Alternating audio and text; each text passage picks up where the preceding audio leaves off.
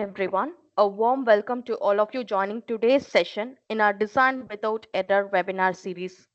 This month, we are glad to feature episode 8, Improving Product Warranty by Design, and we truly appreciate your participation. I'm Santoshi from marketing team at EGS India, and I'll be your host for today's webinar. Thank you for taking the time to be with us. Before joining, here are a few housekeeping updates to ensure a smooth experience. All participants' microphones have been muted and cameras turned off to maintain stable bandwidth for everyone. If you wish to interact or share your questions, feel free to use the chat window at any point. All questions will be taken up at the end of the presentation. So now let's get started. At Aegis India, we believe that design engineering forms the backbone of innovation and technological process in the manufacturing world. Error introduced at the design stage can ripple organization across, affecting performance, customer satisfaction, and overall product reliability. Through our ongoing Design Without Error initiative, we have been conducting a series of knowledge sharing webinars aimed at empowering designers with practical steps to drive quality product development. For today's webinar, we have Mr. Natarajan Ramamoorthy, the Managing Director of EGS India, as a speaker. He will share insights on improving product warranty by design. Mr. Natarajan brings with him over 36 years of expertise in product design, finite element analysis, design verification, validation, and product development. His involvement with the product design lifecycle spans multiple industries, including automotive, aerospace, automotive, Mr. Natarajan brings with him over 36 years of expertise in product design, finite element analysis, design verification, validation, and product development. His background includes global experience at Ford Motor Company, work on advanced automotive system, and significant contribution to engineering education and industrial consulting. He holds a master's degree in mechanical engineering from the University of Toledo, Ohio, USA, and is an ASME certified GD&T technologist.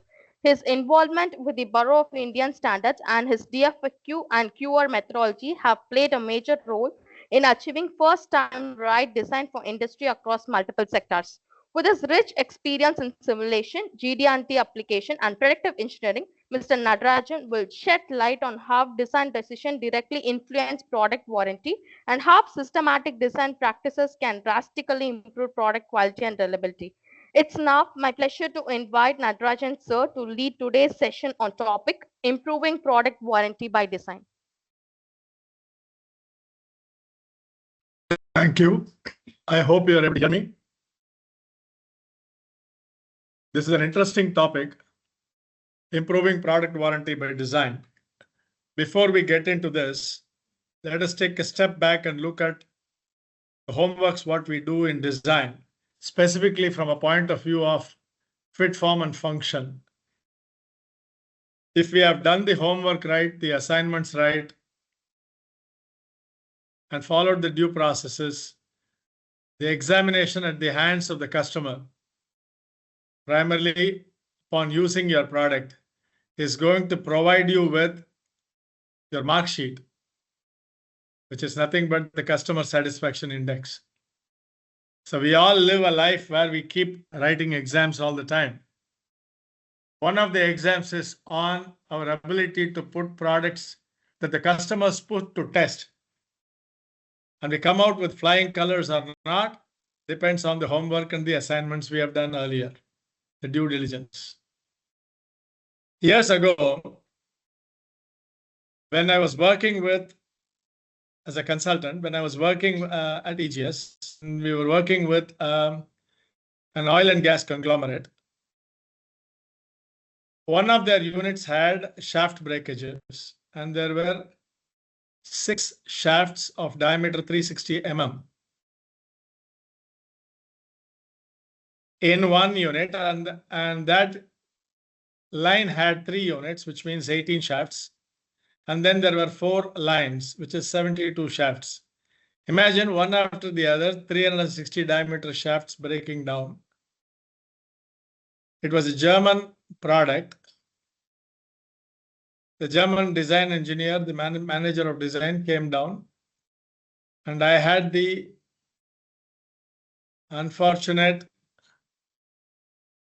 situation where I had to tell the German person that the design was wrong. Primarily because the warranty considerations had not been factored into the rigorous processes that they had put together, and the flaw was lying there. So when we look at any design, we need to understand that the life of the design is going to probably outlast us when it comes as a product in the marketplace.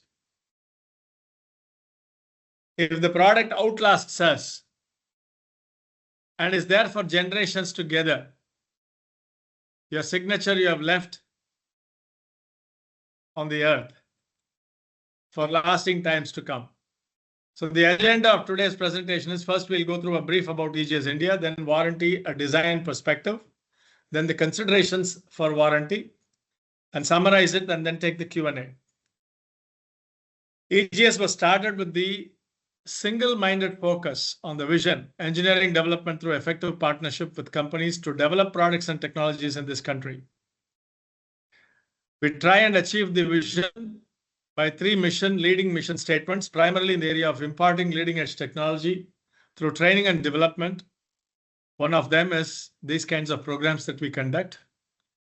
The second one is problem solving and new product development through consulting services, and enabling customers in adopting technologies and solutions using software products based on what we have learned and what we have been practicing for the last 32 years now.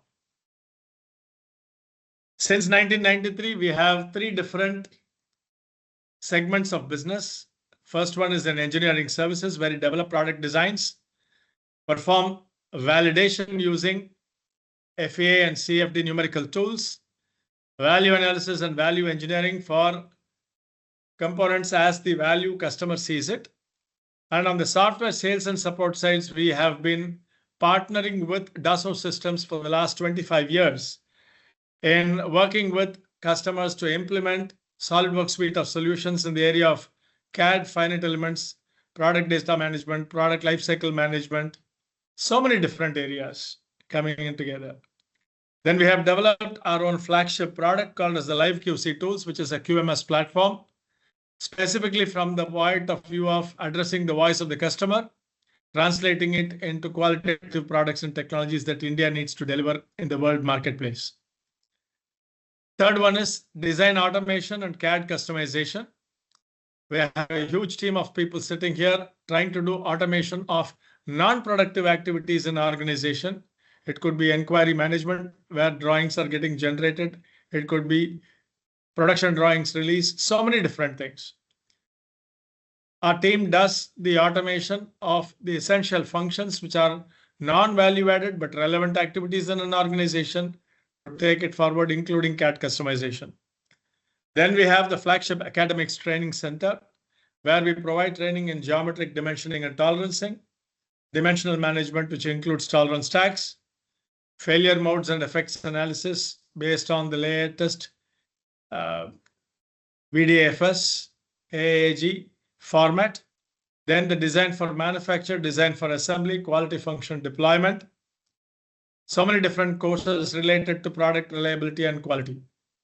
Finite element analysis and SolidWorks suite of CAD technology training are also provided to the customers. Now let us dive deep into the subject. See, when you ask a design engineer what he does the calculations, he comes back and says, I have taken a factor of safety. How much have you taken as the factor of safety? 2, 2.25, 3, 1.75, like that. The adoption of the process involving factor of safety is so archaic, so old. Over 50 years ago, people have stopped using it in the rest of the world. It might come as shocking. I keep telling people in the academia, why are you still teaching factor of safety? The picture, what you are seeing on the screen, helps you to understand where I come from with regard to this factor of safety approach on a practical manner. Factor of safety cannot be related to life, and from life, the warranty. No. Factor of safety is a feel good factor for the design engineer. That's it. Nothing more than that. All the textbooks are giving it. Yes. Textbooks are giving it for you to understand the concept of stresses for the selection of materials and things like that. But beyond that, your customer is asking you for 2 years warranty, 3 years warranty, 5 years warranty. Let's see how we can do that with factor of safety and relate it together. We can't, right? So what you're seeing over here is the load stress versus the strength. As you can see, the relative frequency versus the histogram. If you look at the blue histogram chart, you will see that the load stress is obviously lesser than the maroon chart, which includes the material strength that is permissible from that material point of view. This is where the division between these two comes to your factor of safety as you look at it. Now you look at the load stress, blue one, you will see the load keeps varying all the time. A nominal value of the load is what you would design it for. There may be exigential situations where it goes up and comes down. So load keeps fluctuating all the time, as a result of which the dynamic stresses in the part or the assembly keeps fluctuating all the time. Now look at the material strength. You are buying the material from a supplier. The spread of the material from one end to the other end will give you the histogram plot as to how much variance is there in the product that is being supplied to you, where a minimum material strength is required. Again, you have taken a nominal value and you have used it to come up with design. Now superimpose these two and look at the area of overlap. That is exactly the place where you have a higher load and a lower material strength, leading to problems.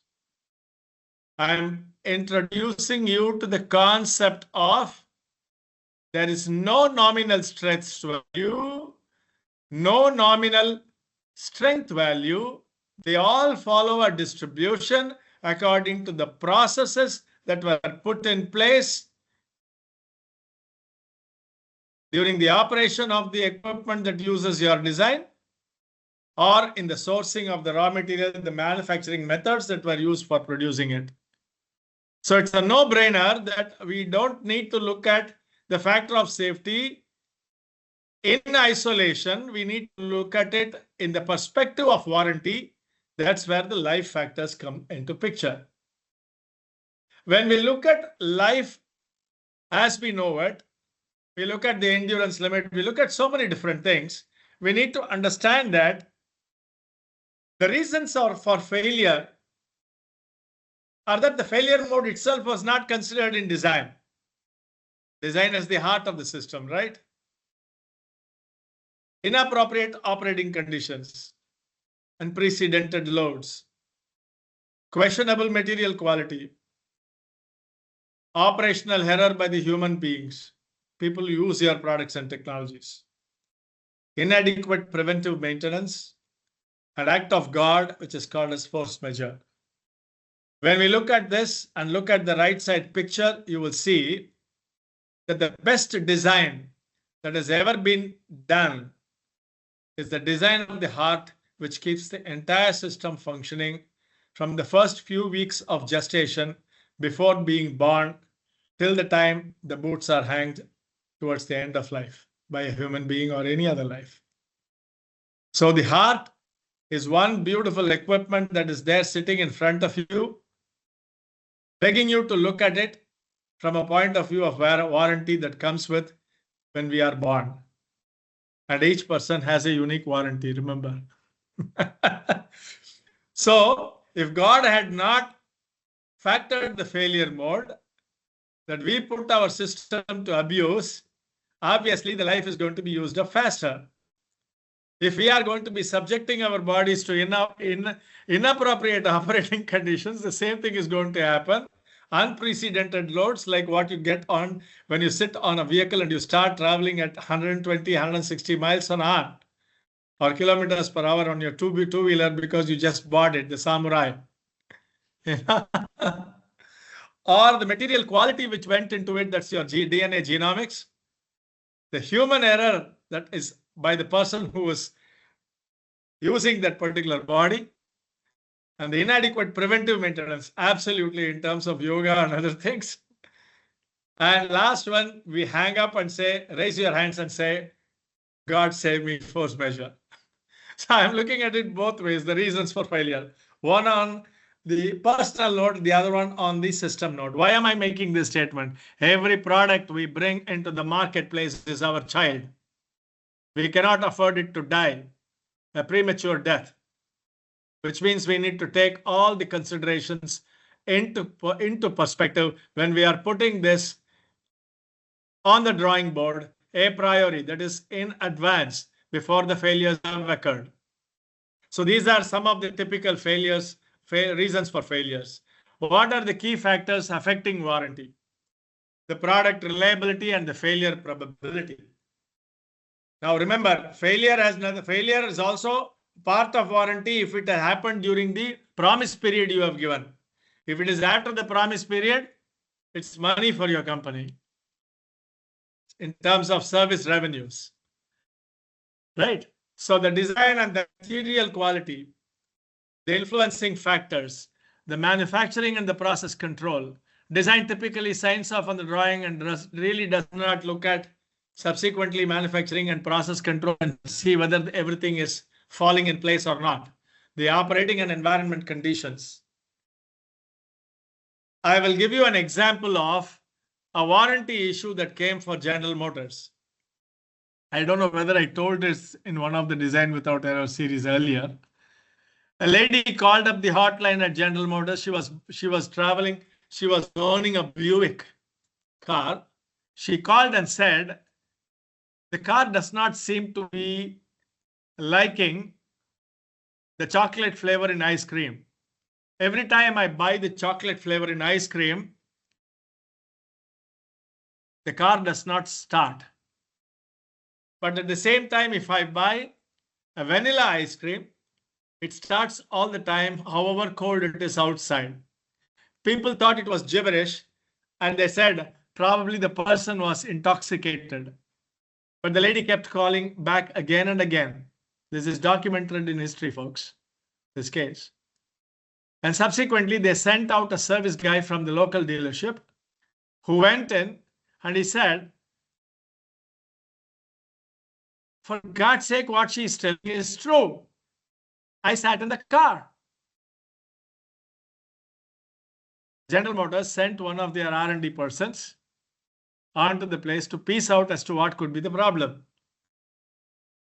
Lo and behold, the person went there. She switched off the vehicle, went into the mart, picked up a vanilla, came back, the engine started, no issues. She got in and went out. 2 days later, negative 40 degrees outside, the same person comes in. She goes and picks up a chocolate ice cream. It does not start. Operating and environment conditions, folks. That's where I stopped, right? The problem was the vapor locking in the carburetor system, primarily because vanilla flavor was a popular one which was being kept at the checkout itself.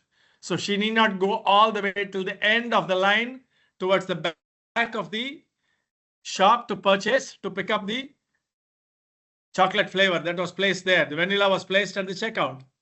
So it was having enough time to keep the car warm so that the vapor lock would not happen. Now get the point. We have to keep our ears to the ground when we look at warranties, when we look at failure modes which we have not documented. Where do we document it? We document it in the design failure modes and effects analysis document. The testing and validation, all the different combinatorial testing. It escaped it, you get into warranty trouble. Then the economic and strategic considerations that we have purposefully put in so that we say 3 years and 1 month, the product dies because 3 years is your warranty. And the last one is the regulatory and the industry standards, specifically with regard to cars. You have to have a minimum warranty before you sell it. So many different things. So these are the key factors which affect warranty. Now, what are the design factors affecting warranty? Earlier, we looked at failure. Now we are looking at factors affecting warranty. The material selection is a big thing. We go back and select the material out of the handbook. No. First mistake, what we do is take it out of the handbook. No. Go and get it tested. See for yourself what is the breadth of dispersion in which that particular sample lies. Use the threshold according to the probabilistic distribution that you're seeing over there based on the sigma levels. Second one is the tolerance specification. It affects the warranty. Same part, same drawing, produced 30,000 times, but we have had 10,000 components under scanner because 800 components went for a toss. Same line, same operators, same environment, same drawing, everything same, supplier same, but still because of tolerance specifications and the shifts in the manufacturing processes, we get into trouble. Inappropriate assembly considerations. I was talking about the German episode in the beginning of the presentation, right? So the 360 diameter shaft, when it starts breaking down, and their warranty is 10 years, and it has started happening after 4.5 years, imagine what will happen. He has to pay for every one of those shafts for the 72 dryers, and each one costs 12 lakhs only for the raw material. Not to mention the manufacturing cost, not to mention the shipment cost from Germany to Gujarat, not to mention the implementation, the cost of quality. So when I was reviewing that particular case and I said, it's a simple factor of safety problem that the design engineer did not consider. His calculations were not done. The actual life is between 4.5 to 5 years, and it started failing after 4.5 years. When I said this, the person said, we Germans believe in factor of safety. We don't do life calculations. I smilingly said to him, time to start doing life calculations. He was a little adamant in front of the customer because otherwise he had to have a huge payout, right?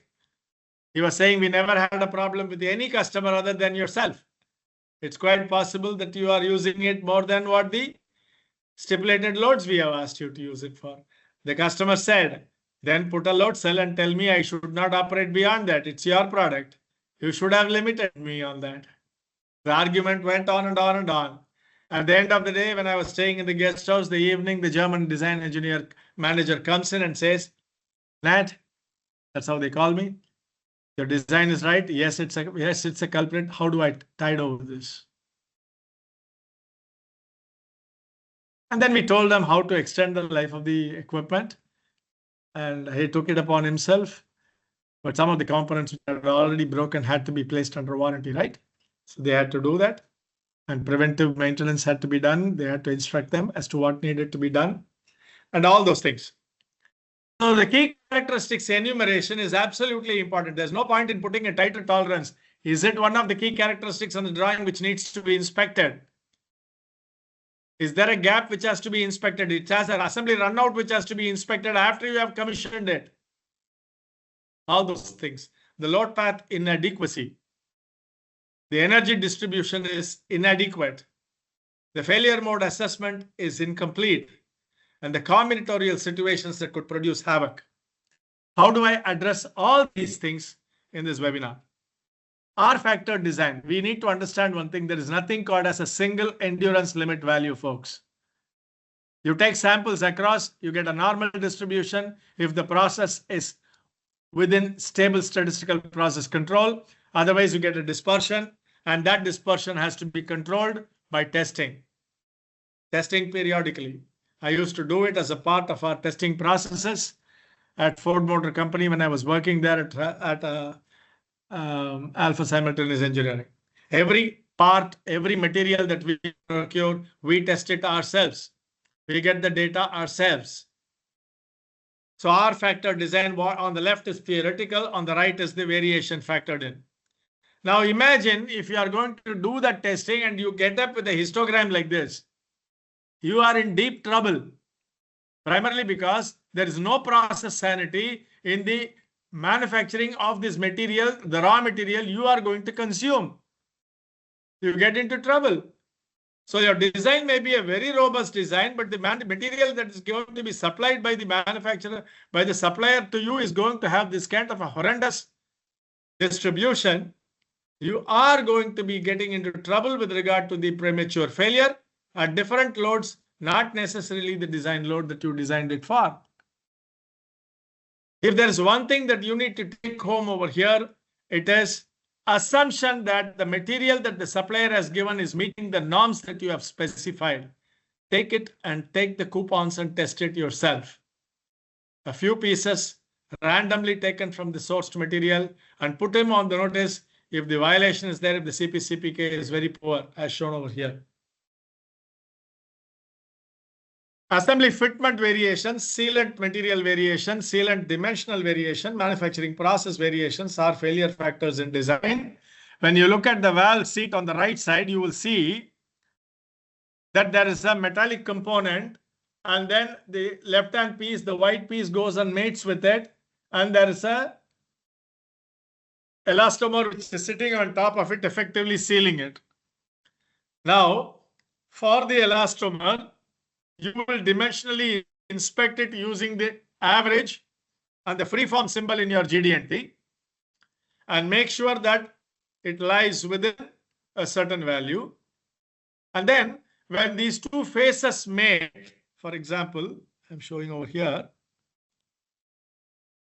when these two faces mate, right, these two faces mate, you are expecting a plane-to-plane contact. Does it really happen? How do you ensure it's going to happen? These are the areas where you get into trouble. And then what is the interference over here so that the assembly is assured and the leakage does not take place through the elastomer gaps?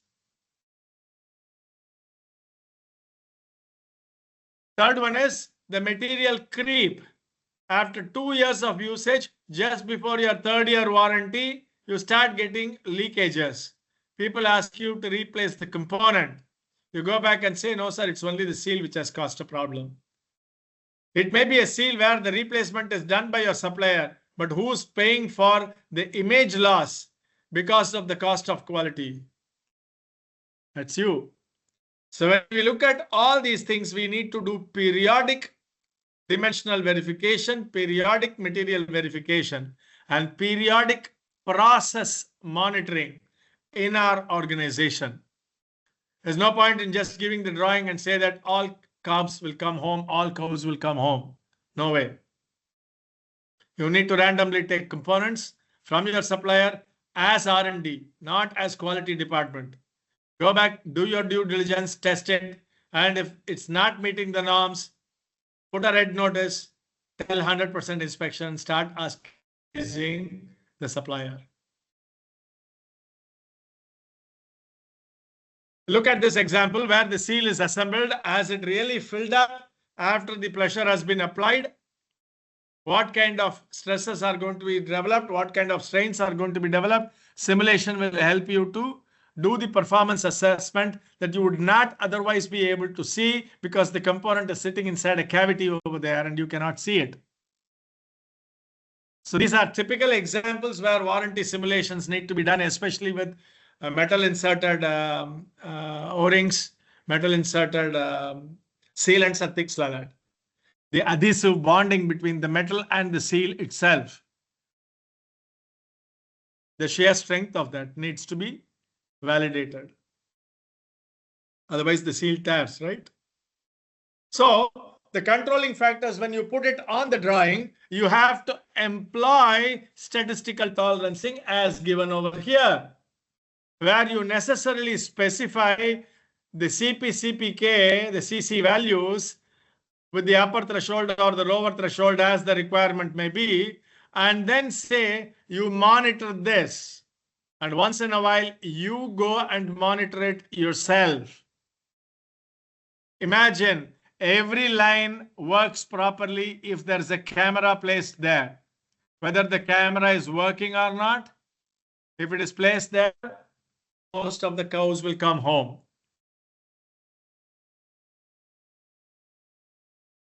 So look at the statistical tolerancing over here at the bottom. The CPK has been provided. These kinds of things have to be installed in those cases where you want to give the allowance of a higher tolerance to your manufacturing, but keeping them on the leash by putting these parameters as statistics. I will give you this tolerance provided you statistically have a process control which delivers on the minimum process capabilities that I have specified on the drawing. These are the mitigation factors. So emphasis should be on the median of the specification limits, not really at the end of the specification limits, because the moment you get into the end of the specification limits, your product tends to fall apart in the assembly as well as in performance subsequently down the line. Ensuring assembly integrity. What you are seeing is a gearbox assembly partial view. I put my dial indicator on the parting plane between the two halves, and I start taking the readings on the gear unit. You would call it runout, you would call it backlash, you would call it whatever you want to measure, you can measure it. But then finally coming back to the requirement, how much should that be to ensure that my warranty does not come and hit me on my flares? So the flatness for the leakage on the casing, the flange stiffness, specifically with the number of fasteners, the fastening preload, the contact zone overlap, the sensitivity to vibration, the temperature influence. So many factors are there, folks.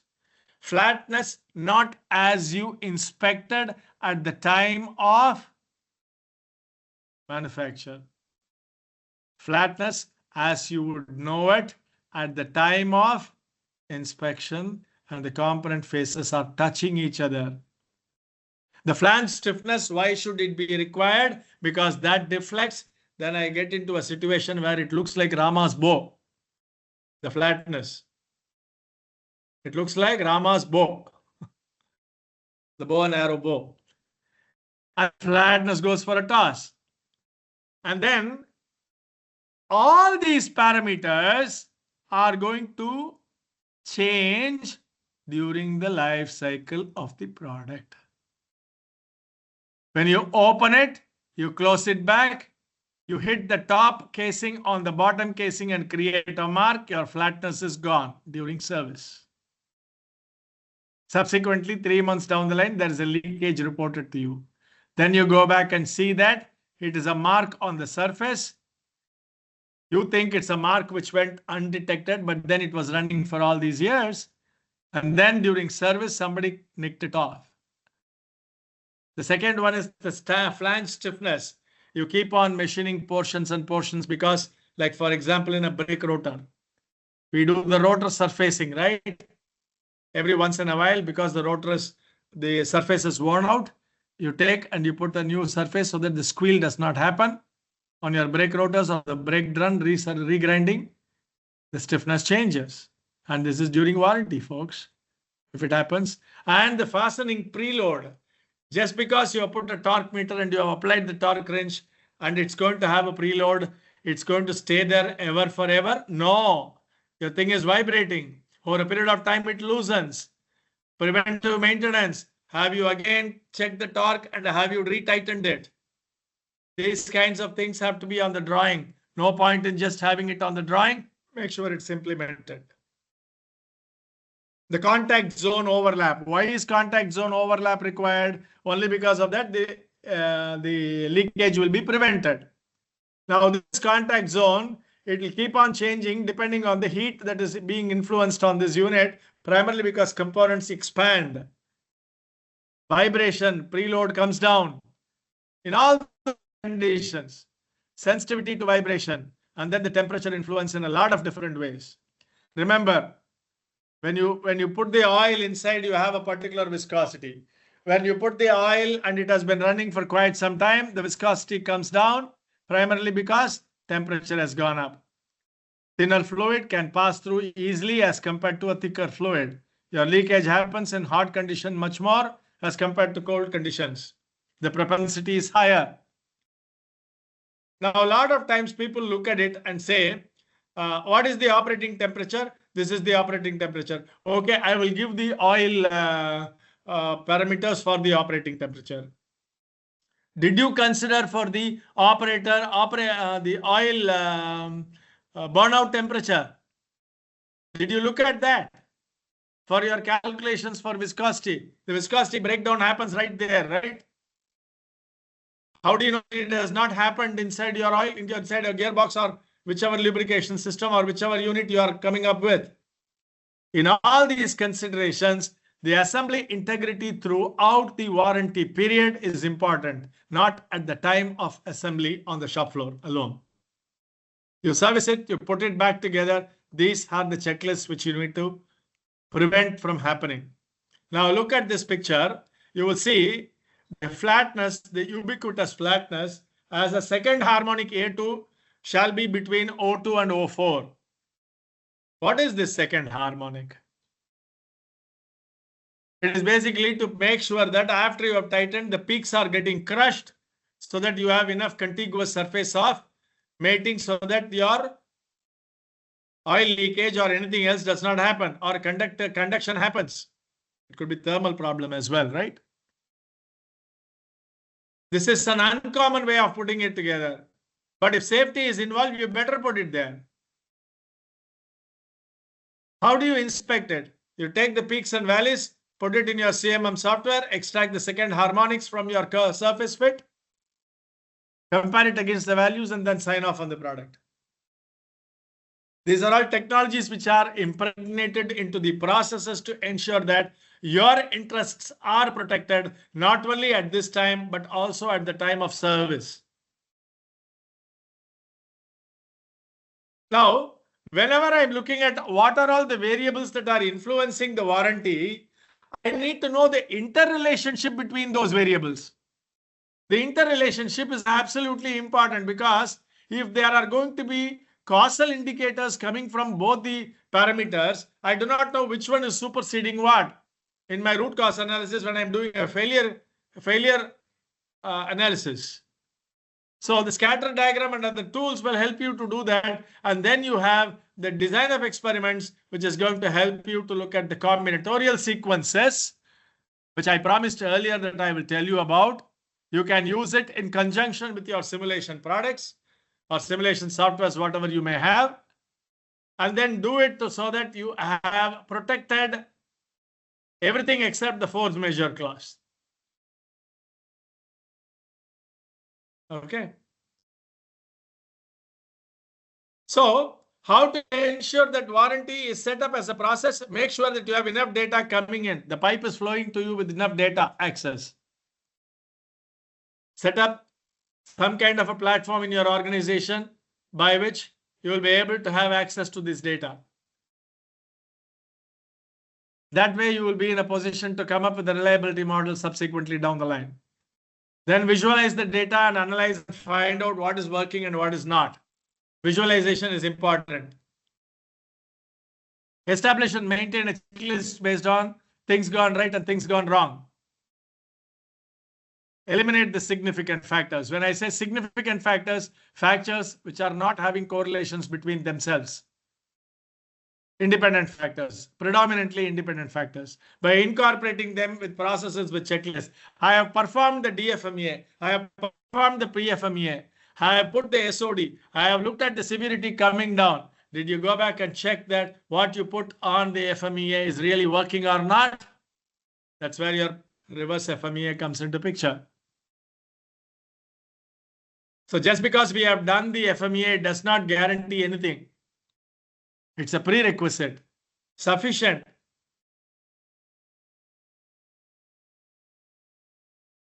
It is a prerequisite, but it's not sufficient. So we need to look at monitoring the process subsequently with the reverse FMEA. So in summary, the warranty costs can be brought down simply by inspections from R&D, from design, and then lowering the costs of quality becomes a no-brainer there. Higher market share, better customer rating, enhanced product market reputation, improved product experience by your customers, lesser service calls, and the return merchandise authorization that you're giving for a warranty replacement.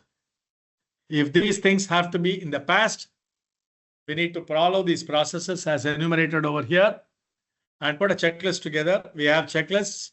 If you're interested, kindly ping us and we'll be able to send you the checklist for you to implement in your organization.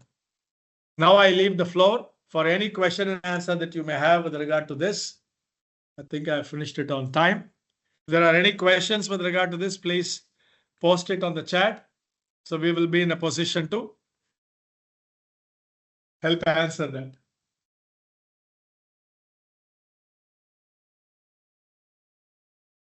Yes, the section will be recorded and it will be shared on the WhatsApp channel that the QR code is provided here.